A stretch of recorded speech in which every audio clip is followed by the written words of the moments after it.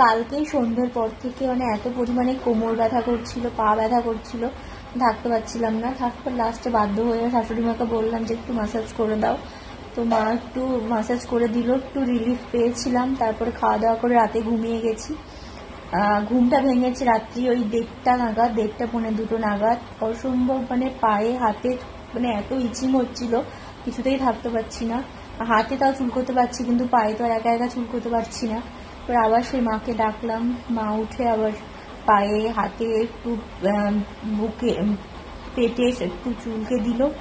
তারপরে মানে একটু রিলিফ পেলাম, শান্তি পেলাম। মানে আমার এত কষ্ট হচ্ছিল আর কান্না পাচ্ছিল, মনে হচ্ছিল আমার হাজবেন্ড যদি একটু পাশে থাকতো, এই সময় আমার কাছে থাকতো, মানে আর কিচ্ছু লাগতো না। মানে এরকম সময়ে মানে হাজবেন্ডকে যে কতটা দরকার। হ্যালো এভরিওয়ান, তো যেমনটা তোমাদেরকে বললাম যে কিছুদিন থেকে ঠিকমতো ঘুম হচ্ছে না, মানে ঘুমোতেই পারছি না অ্যালার্জির জন্য। তো বহু কষ্টে রাত্রিবেলায় ঘুম হচ্ছে। তো আজকে আমার ডক্টর দেখানোর ডেট আছে। সমস্ত ব্লাডের টেস্টের যে রিপোর্টগুলো ছিল সেগুলো আমি ফাইনালি হাতে পেয়ে গেছি। তো এগুলো নিয়ে আমাকে লাস্ট যে চেক আপটা আছে সেখানে যেতে হবে। আর আমার অলরেডি ডেট নেওয়া আছে। তো তাও তার আগে যে ব্লাড টেস্টগুলো দিয়েছিল ডক্টর, সেগুলো আমাকে এখন দেখাতে হবে। তো আমি সমস্ত রিপোর্টগুলো গুছিয়ে নিয়েছি। একদিকে ব্লাডের রিপোর্ট, একদিকে ইউএসজির সমস্ত রিপোর্ট। তো ফার্স্টের দিকে আমার হিমোগ্লোবিন লেভেল একদমই কম ছিল। তারপর তো ঠিকমতো খাওয়া দাওয়া করে ডেলি আয়রনের ট্যাবলেট নেওয়ার পর আমার ব্লাড রিপোর্ট এখন ঠিকঠাক আছে। হিমোগ্লোবিনটা অনেকটা বেড়েছে, কিন্তু এখানে আমার বিলিরুবিনটা অনেকটাই হাই আছে। তো সেই জন্য আমাকে মেডিসিন খেতে হয়েছে অনেক দিন। 3 সপ্তাহ পর আবার ব্লাড টেস্ট করতে হয়েছে। আর এই যেখানে দেখো আমার সিজারের ডেট দেওয়া হয়েছিল 24 তারিখ।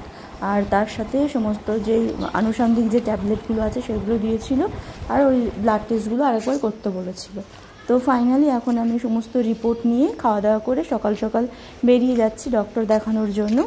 নর্মালি ফার্স্টের দিকে আমি চেম্বারেই দেখাই, কিন্তু যেহেতু হসপিটালেরই ডক্টর সেই জন্য চেম্বারে যাওয়া দরকার হয় না, হসপিটালে গেলেই স্যার দেখিয়ে দেয়। তো আজকে যেহেতু ডক্টর বিশ্বাসের ডেট আছে, তো দেখো কি ভিড়। আজকে আউটডোরে প্রচুর ভিড় হবে, কিন্তু হসপিটালে এসে জানতে পারলাম যে আজকে ডক্টর বিশ্বাস নেই, আউটডোরে অন্য ডক্টর আছে। তো একটু মনটা খারাপ হয়ে গেল। তো যাই হোক, ডক্টর তো দেখাতেই হবে। দেখি আমি চলে এসেছি। আর আমি যে ডক্টর দেখাই, ডক্টর স্বপন বিশ্বাস, উনি হসপিটালে ছিলেন না। মানে লাস্ট কালকেও স্যারকে পাইনি, স্যার একটু ছুটিতে বাইরে ছিলেন। তো আজকে যে অন কলে মানে ইনডোরে যে ডক্টর ছিলেন তাকে দেখালাম।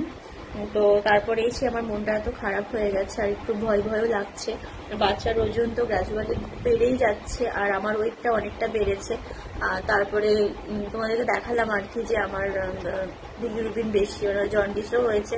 তো এই অবস্থায় স্যার বলছে এত লেট করে ফেলা একদম ঠিক হবে না, আপনি ইমিডিয়েটলি ডক্টরের সাথে কথা বলে ডেট নিয়ে নিন। আর আমাকে যে ডেট দিয়েছে 24 তারিখ, সেই ডেটটা অনেকটাই মানে এখনো 24 তারিখ আসতে অনেকটা দেরি আছে।